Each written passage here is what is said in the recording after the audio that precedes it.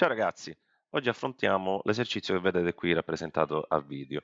È una sezione a forma di C e di questa sezione andremo a valutare l'area, il baricentro, i momenti di inerzia e gli assi principali di inerzia e infine, se avrete piacere di svolgerlo, vi lascerò un semplice quesito che è una piccola considerazione sulla sezione che stiamo per svolgere. Il video è articolato quindi in 4 capitoli. Nella descrizione trovate i link al singolo capitolo, così che se avete interesse a un determinato punto del video potete andarci direttamente andando a cliccare sul link.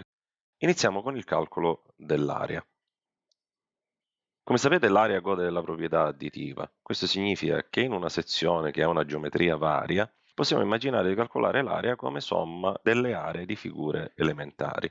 Io per esempio in questa sezione ho immaginato di individuare tre rettangoli, il rettangolo 1 e il rettangolo 3 che sono uguali e il rettangolo 2 che è in pratica l'anima di questa sezione.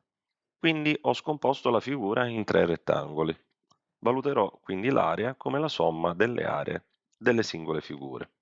L'area della figura 1 è pari, essendo un rettangolo, alla sua base per la sua altezza, quindi B per T, e quindi otterrò con semplici calcoli che l'area è pari a 10 cm².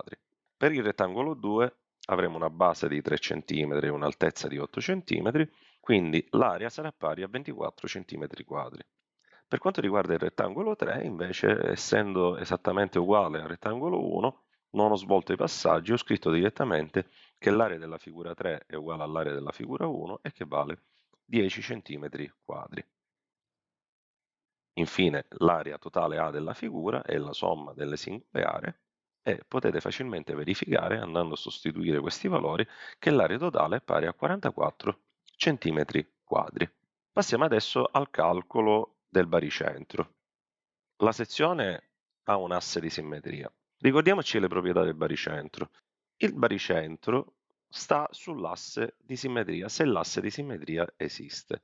Se la sezione possiede due assi di simmetria, poiché il baricentro deve stare su entrambi gli assi, è evidente che il baricentro si troverà all'incrocio degli assi di simmetria. In questa sezione ne abbiamo uno solo, che è quello che ho appena riportato sul video. Siamo sicuri che il baricentro si troverà su questa retta tratteggiata di nero. Bene, questo che cosa significa? Che il calcolo del baricentro si riduce semplicemente ad individuare la sua posizione lungo questa retta. Quindi già questa retta la individuo come asse X e che vedremo è anche asse principale di inerzia. Per andare a individuare il baricentro mi introduco una retta di riferimento, R. Generica, la posso scegliere come voglio, purché sia ortogonale all'asse X. In questo caso l'ho voluta scegliere coincidente col bordo sinistro del rettangolo che ho individuato come 2. La posizione del baricentro rispetto a questa retta R è pari al momento statico di tutta la figura rispetto alla mia retta R diviso l'area totale della sezione. Quindi questa quantità SR è il momento statico di tutta la figura rispetto alla retta R. Così come per l'area, anche il momento statico gode della proprietà additiva. Questo significa che lo possiamo valutare come somma dei momenti statici delle singole figure, quindi della figura 1, della figura 2 e della figura 3, che sono dei rettangoli. Ricordo che il momento statico per definizione è pari all'area per la distanza, o, in maniera più precisa, il momento statico di una figura rispetto a una data retta è pari al prodotto tra l'area della figura e la più piccola distanza che c'è fra il baricentro della figura e la retta considerata. Per ogni singola figura qui ho riportato l'espressione del momento statico rispetto alla retta R. Il momento statico, per esempio, della figura 1 è pari all'area della figura 1 per la distanza R1. Analogamente il momento statico della figura 2 è pari all'area della figura 2 per la distanza R2 e infine il momento statico della figura 3 è pari all'area della figura 3 per la distanza R3. Chi sono queste distanze R1, R2 e R3? Sono le distanze dei baricentri delle singole figure rispetto alla retta R. Per individuare il baricentro tracciamo le diagonali del singolo rettangolo, l'incrocio delle diagonali è il baricentro. Quindi per la figura 1 ho individuato il baricentro G1, per la figura 2 il baricentro G2 e per la figura 3 il baricentro G3. Le distanze R1, R2 e R3 sono quelle che vi ho riportato qui a video. Quindi se per esempio prendiamo R1 è la distanza fra il baricentro G1 e la retta R. È la più piccola distanza, quindi la devo misurare in ortogonale rispetto alla retta R. Possiamo facilmente verificare che R1 ed R3 sono uguali. R1 è la distanza che va da qui a qui, quindi sarà pari a tutta A più la metà di B. Quindi R1 è pari a questa porzione qui, che è A e che l'ho riportata qui, più questo tratto qui. E questo tratto qui è proprio pari a B mezzi. Quindi in definitiva sarà pari ad A più B mezzi, ovvero 3 più 5 mezzi, e se vi svolgete i passaggi fa 5,5 cm. R2 invece è questa distanza qui, questa. È chiaro che è pari alla metà di A, quindi è uguale ad A mezzi uguale a 1,5 cm.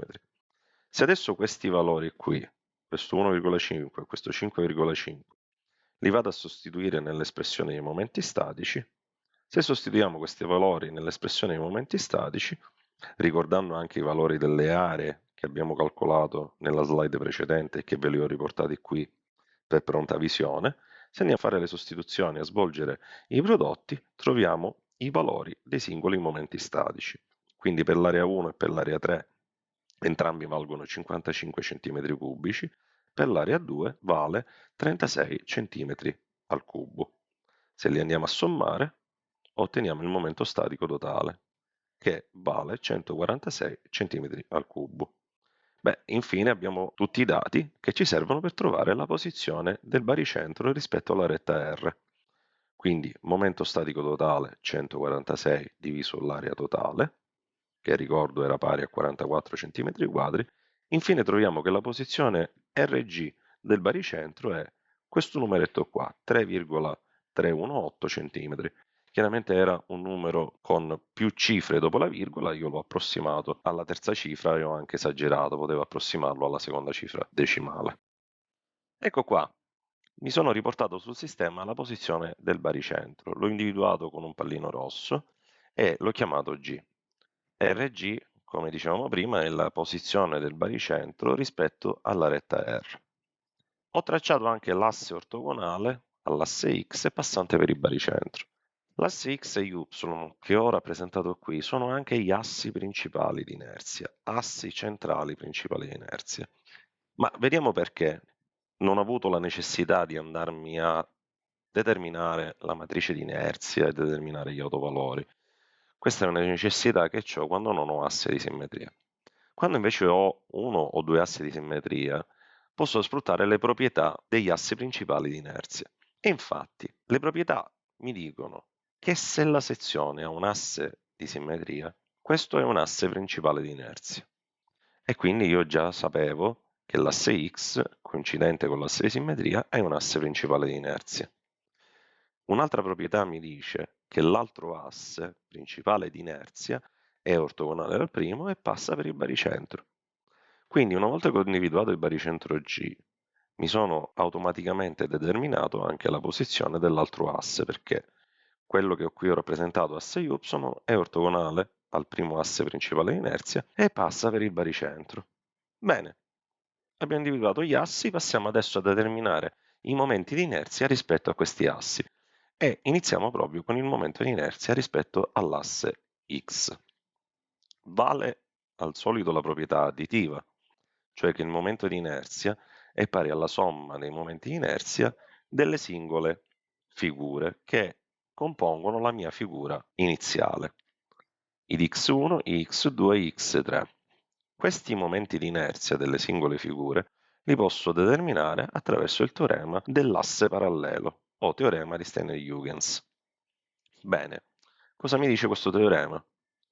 Mi dice che il momento di inerzia di una qualunque figura rispetto a una retta n è pari al momento di inerzia della stessa figura rispetto a una retta parallela alla retta n e passante per il suo baricentro, più l'area della figura, per la più piccola distanza al quadrato che c'è fra il baricentro e la retta considerata.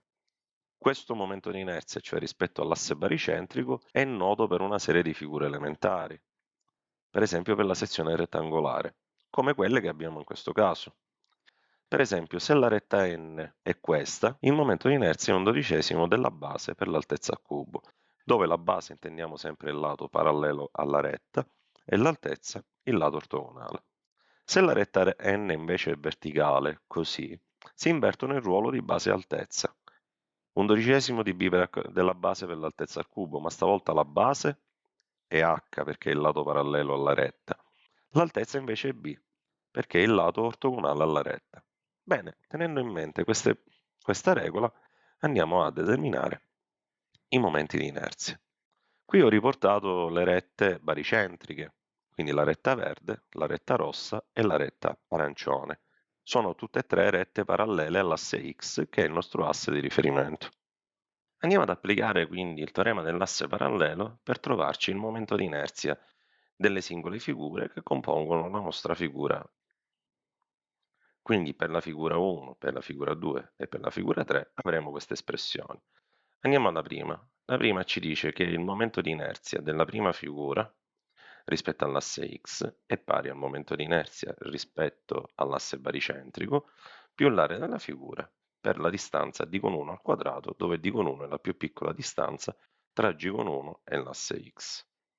Analogamente per la figura 2, quindi questa, il momento di inerzia è pari al momento di inerzia rispetto all'asse baricentrico e parallelo all'asse X più l'area della figura per la distanza al quadrato, cioè la più piccola distanza fra l'asse baricentrico e l'asse X, che adesso vedremo è pari a 0.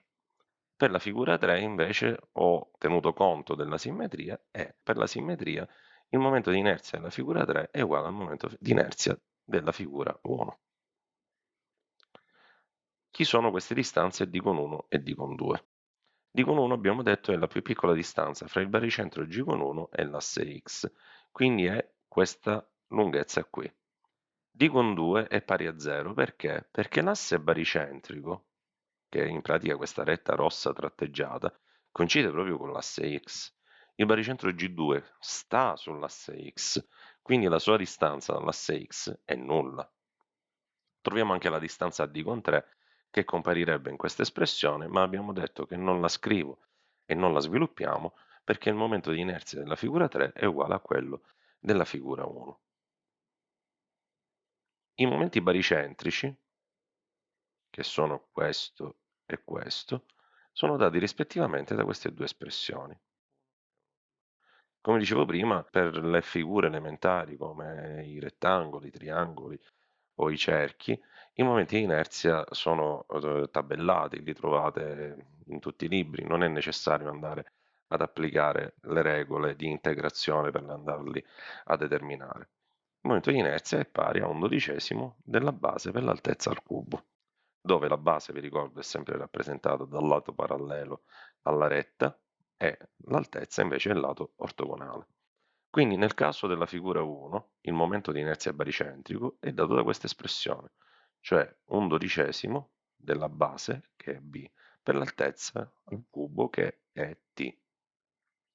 Per quanto riguarda invece la figura 2, è un dodicesimo della base, che è rappresentato dalla lunghezza a, per l'altezza. Bene, andiamo a fare le sostituzioni. Però prima andiamo a vedere d con 1 e d con 2 quanto valgono. Lo ripeto ancora, d con 2 è 0. D con 1 invece coincide con d con 3 e sarà pari ad h mezzi meno t mezzi. Andando a fare le sostituzioni troviamo in definitiva che d1 è pari a 3 cm. Bene, se adesso andiamo a fare tutte le sostituzioni, andremo a trovare questi valori dei momenti di inerzia. Discutiamo solamente il primo. B abbiamo detto che è 5 cm, T è 2 cm, con 1 è l'area calcolata precedentemente, e qui vi ho riportato per immediata visualizzazione i valori delle aree, quindi più 10 per d con 1, che è pari a 3 cm, elevato al quadrato. In definitiva, se sviluppate questi semplici passaggi con una calcolatrice, troverete questo valore del momento di inerzia. Analogamente, se sviluppate le operazioni anche per la seconda figura, troverete 128 cm alla quarta e infine x3 è uguale a i di x1 e quindi non l'abbiamo ricalcolato. Andiamo a sostituire questi tre valori all'interno dell'espressione del momento di inerzia di tutta la figura, quindi sommiamo i tre momenti di inerzia dei tre rettangoli e abbiamo ottenuto questo valore del momento di inerzia di tutta la figura rispetto all'asse x. Procediamo in maniera analoga per determinare il momento di inerzia della sezione rispetto all'asse y. Al solito il momento di inerzia è pari alla somma dei tre momenti di inerzia delle singole figure, figura 1, 2 e 3. Questi tre momenti di inerzia li andiamo a determinare attraverso il teorema dell'asse parallelo. Vi riporto ancora per pronta visione la formula e vi ricordo che il momento di inerzia ING nel caso di figure geometriche come il rettangolo sono valori noti e seconda se l'asse è parallela a un lato o parallela all'altro lato le espressioni sono queste due, ma già le avevamo viste prima. In questo caso le rette parallele all'asse y e passante per i baricentri delle figure elementari sono quelle che qui ho rappresentato a video. La retta verde passa sia per il baricentro G1 che per il baricentro G3, mentre la retta marrone passa per il baricentro G2. Il momento di inerzia della prima figura, quindi di questa, è pari al momento di inerzia della retta parallela all'asse y e passante per il baricentro, ovvero il momento di inerzia rispetto alla retta verde, più l'area della figura per la più piccola distanza al quadrato che c'è tra il baricentro G1 e l'asse y. Ora vedremo che questa distanza che ho chiamato d con 1 è questa qui che sto evidenziando col puntatore laser. Analogamente per la figura 2, momento di inerzia della figura rispetto alla retta parallela all'asse y e passante per il baricentro, quindi il momento di inerzia rispetto a questa retta marrone, più l'area della figura per la più piccola distanza al quadrato tra il baricentro della figura e l'asse y. E ancora una volta mi ricordo che per la simmetria il momento di inerzia della figura 3 è uguale a quello della figura 1, quindi non ripeto le espressioni precedenti per semplicità. D1, D2 e D3 sono le quantità che vedete qui a video. E come vedete D con 3 è uguale a D con 1 e ancora una volta lo ripeto, D con 3 comparirebbe in questa espressione che non vedete perché sarebbero passaggi superflui. Andiamo ad esplicitare i valori dei momenti di inerzia baricentrici. Nel caso della figura 1 è 1/12 di t per b al cubo, perché vi ricordo che il momento di inerzia della figura rettangolare rispetto all'asse baricentrico è pari a 1/12 della base per l'altezza al cubo. In questo caso la base è il lato parallelo alla retta verde, quindi è t. L'altezza invece è il lato ortogonale, quindi sarà b. Quindi io qua mi troverò 1/12 di t per b al cubo, più l'area per la distanza al quadrato. Analogamente per la figura 2, il momento di inerzia rispetto all'asse baricentrico è questo, più l'area per la distanza al quadrato. Vediamo chi sono queste distanze. D con 1 abbiamo detto è uguale a D con 3 e sarà pari ad A più B meno B mezzi meno RG. Magari qua conviene entrare un po' più nel merito per capire questa formula da cosa deriva. D con 1 abbiamo detto che è questa distanza qui. Per valutare questa distanza, immaginiamo di considerare tutta questa distanza qui e man mano di andare a togliere quello che non interessa. Nella fattispecie, se io ho tutta questa distanza che è A più B, ovvero questo termine qui, vado a togliere la metà di B, quindi questo pezzettino qua, e poi vado a togliere RG, cioè questa distanza qui, evidentemente quello che mi rimane è proprio D con 1. Quindi ricapitolando, a tutta questa distanza qui vado a togliere la metà di B e vado a togliere RG, questa, mi rimane proprio D con 1. Facciamo un po' di pulizia.